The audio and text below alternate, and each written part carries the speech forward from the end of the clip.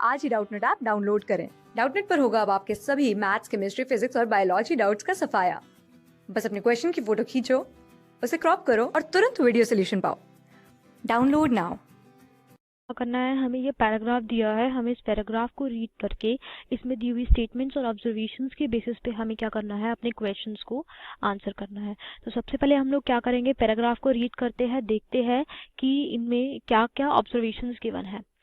CO2 और H2O जो होता है ये क्या करता है, बहुत स्ट्रांगली एब्जॉर्ब करता है हमारे इंफ्रारेड रीजन यानी कि IR रीजन में, ठीक है। और अब क्योंकि ये बहुत स्ट्रांगली एब्जॉर्ब कर रहा है तो इसकी एटमॉस्फेयर में इसकी प्रेजेंस की वजह से क्या हो रहा है, जो हीट जो अर्थ से लॉस होती थी, जो हीट अर्थ से लॉस होती थी वो अब लॉस नहीं हो पा रही है, ठीक है। कि मतलब जो हीट लॉस होती थी वो लॉस नहीं हो पा रही है और इनकी वजह से क्या हो रहा है कि बहुत ज़्यादा हीट अमाउंट जो ऑफ हीट जो लॉस होनी चाहिए इसी अर्थ से वो अर्थ पे ही रह रही है, ठीक है। और इसकी वजह से क्या हो रहा है कि अर्थ का टेम्परेचर जो है वो बहुत ही ज़्यादा बढ़ रहा है और उसको ही हमने क्या नाम दिया है, ग्लोबल वार्मिंग का नाम दिया है, ठीक है। और ग्लोबल वार्मिंग को ही हम क्या बोलते हैं, ग्रीन हाउस इफेक्ट भी बोलते हैं। इसमें क्या होता है कि ये जो हमारी हार्मफुल गैसेस होती है CO2 वगैरह ये सब क्या हो जाती है, अर्थ के एटमॉस्फेयर में कंसंट्रेट हो जाती है, इकट्ठी हो जाती है, जिसकी वजह से क्या हो रहा है, अर्थ के ऊपर से हीट लॉस नहीं हो पा रही है, ठीक है।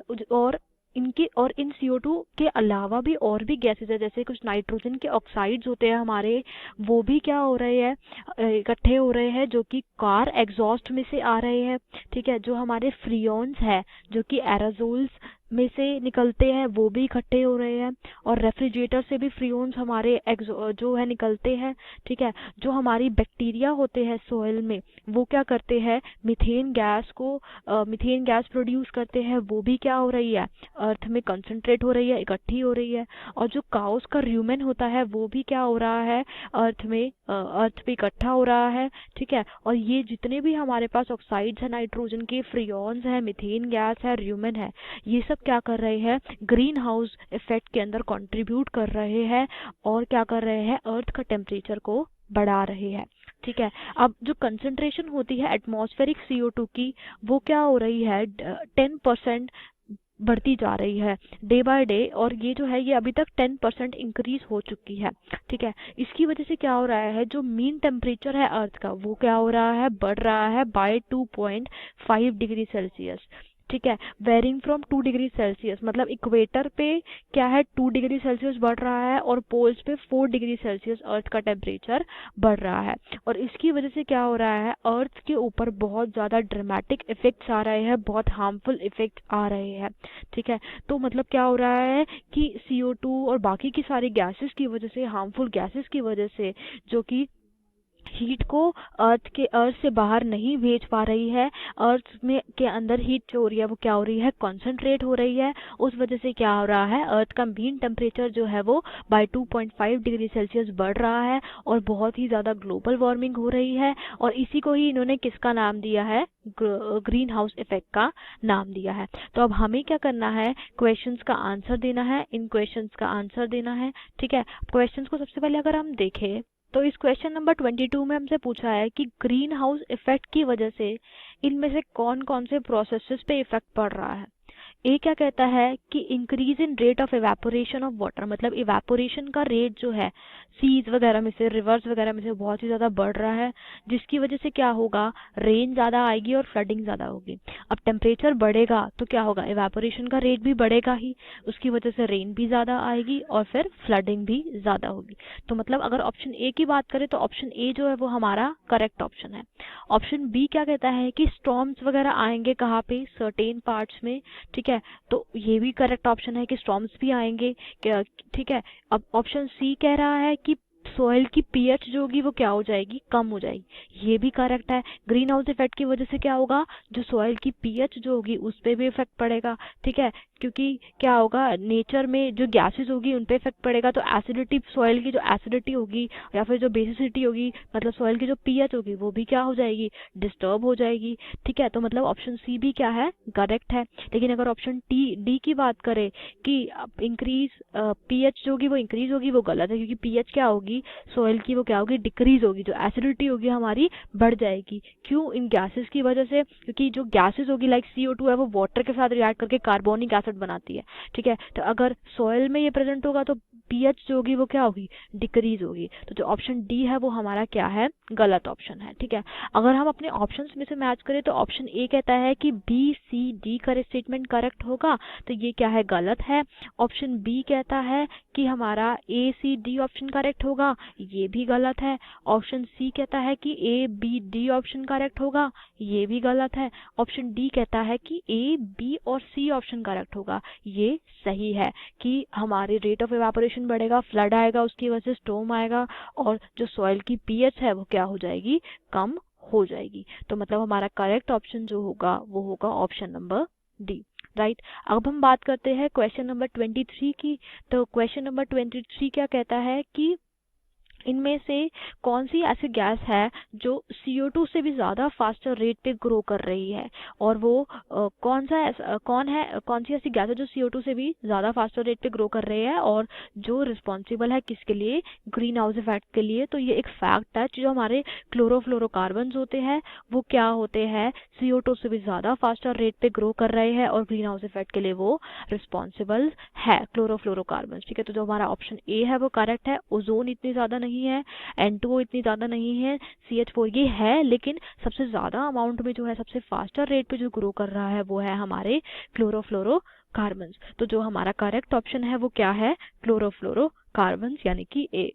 अब नेक्स्ट क्वेश्चन में हमसे बोला है कि अगर हम कार्बन डाइऑक्साइड की को मॉनिटर करने के अलावा, मतलब कि कार्बन डाइऑक्साइड की कंसंट्रेशन बढ़ रही है, ठीक है, अगर हम कोई और ऐसी गैस है उसको instead of monitoring CO2 suggests that another gas that scientists could study, कोई और ऐसी गैस है जिसको साइंटिस्ट क्या कर सकते हैं, स्टडी कर सकते हैं, ये देखने के लिए कि CO2 की जो कंसंट्रेशन है वो क्या हो रही है, स्टेडली क्या हो रही है, एटमॉस्फेयर में इंक्रीज हो रही है।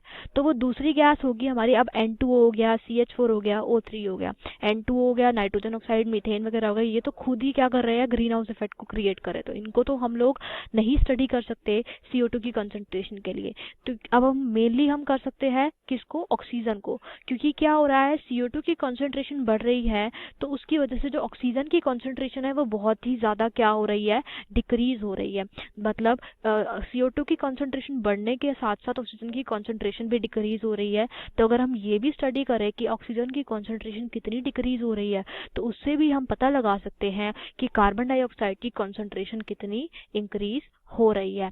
यानी कि जो हमारा करेक्ट ऑप्शन होगा वो होगा ऑप्शन नंबर बी, कि ऑक्सीजन की स्टडी करके भी हम पता लगा सकते हैं कि हमारी CO2 की कंसंट्रेशन जो है वो कितनी इंक्रीज हो रही है, ठीक है। और बाकी जो ऑप्शन है हमारा N2O, CH4 या फिर ओजोन जो है वो क्या है, गलत ऑप्शन है। ओके, अब हम आते हैं अपने नेक्स्ट क्वेश्चन पे। नेक्स्ट क्वेश्चन क्या कहता है कि जो हमारा इक्विलिब्रियम कांस्टेंट है इस रिएक्शन का, कि CO जो है वो O2 के साथ कंबाइन कर रही है, CO2 बना रही है, इसकी वैल्यू इतनी ज़्यादा है कि 1.4 × 10⁻90, इतनी ज़्यादा वैल्यू इसकी है कि इस पे 25 डिग्री सेल्सियस पे 25 डिग्री सेल्सियस पे इसकी जो इक्विलिब्रियम कांस्टेंट है इतना ज़्यादा है, मतलब इस रिएक्शन का जो रेट होगा वो क्या होगा, बहुत ही ज़्यादा होगा, ठीक है। इतनी ज़्यादा वैल्यू होने के बावजूद भी CO जो है वो टोटली कन्वर्ट क्यों नहीं हो रही है CO2 में, क्योंकि अगर इतना ज़्यादा रेट है तो क्या होगा, एक दिन CO जो है वो टोटली कन्वर्ट हो जाएगा CO2 में, लेकिन ऐसा नहीं हो रहा है।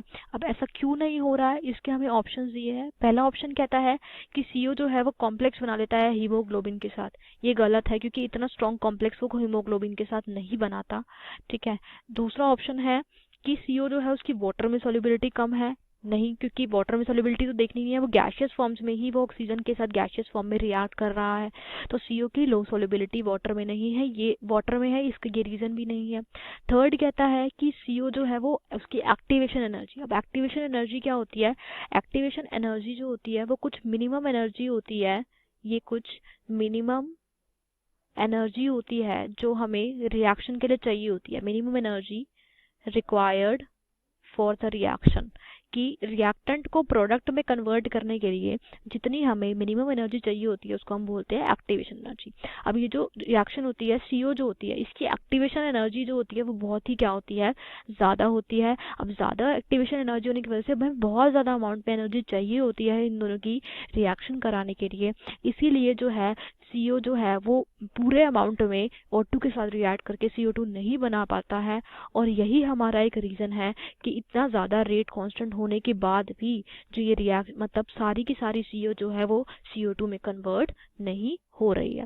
तो ये जो हमारा ऑप्शन है कि CO की एक्टिवेशन एनर्जी बहुत ज़्यादा होती है, ये क्या है, करेक्ट ऑप्शन है।